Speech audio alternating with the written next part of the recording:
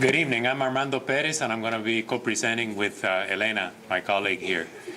And the way we're going to do this, I'm going to cover the first three items: the big picture water resources issues, the institutional framework, lessons learned from other countries, and then Elena is going to talk about 8 priority watersheds in Cuba, with a focus on the Almendares-Vento watershed in La Habana, and an island-wide preliminary assessment that was conducted with a lot of input from her students.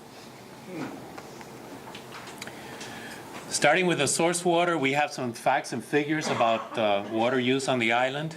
The most important thing here is to know that in certain areas of the island, there appears to be a withdrawal rate that exceeds the so-called safe yield of the body of water, which means that that can cause ecological damage to the ecology of that body of water, as well as causing saltwater intrusion from the sea in the coastal areas.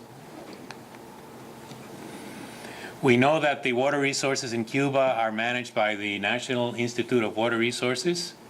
What is perhaps not widely known is that there are 2 private operations of water systems in Cuba via a joint venture with a Spanish company, one in Havana and one in Varadero, which begs the question, and that is, in the future, would it make sense for Cuba to have more privatization of water and wastewater systems? For that and other institutional issues, we can take a trip around the world and look at see what lessons can we learn from other places. Now, if we start at the upper left-hand corner, we see the island of Puerto Rico.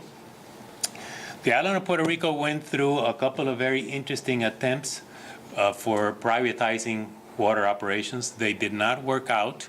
Ultimately, the government took the operation of the utility back. However, they incorporated, in taking the utility back, principles from the private sector, efficiency, metrics, all those things. And that is considered a successful operation now.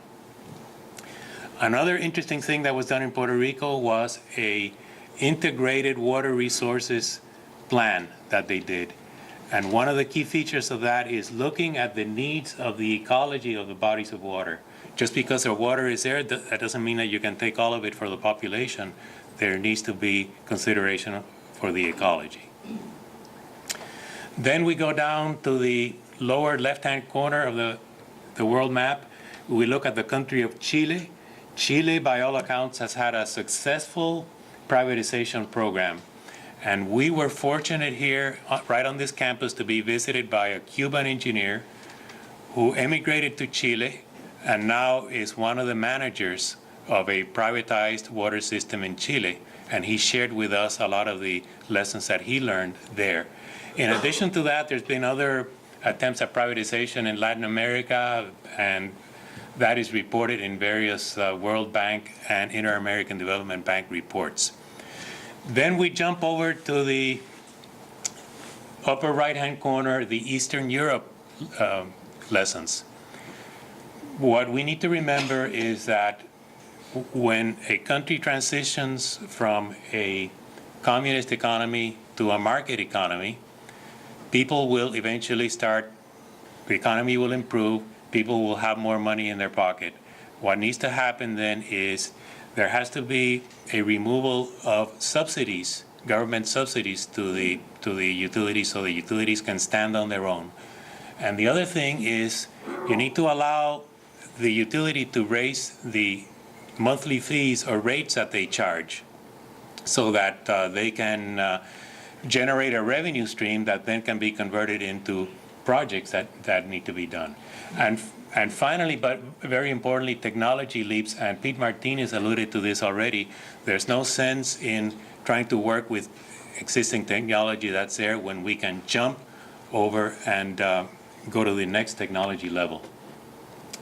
So going back to the privatization versus efficient self-management model, which one is better? Well, it depends.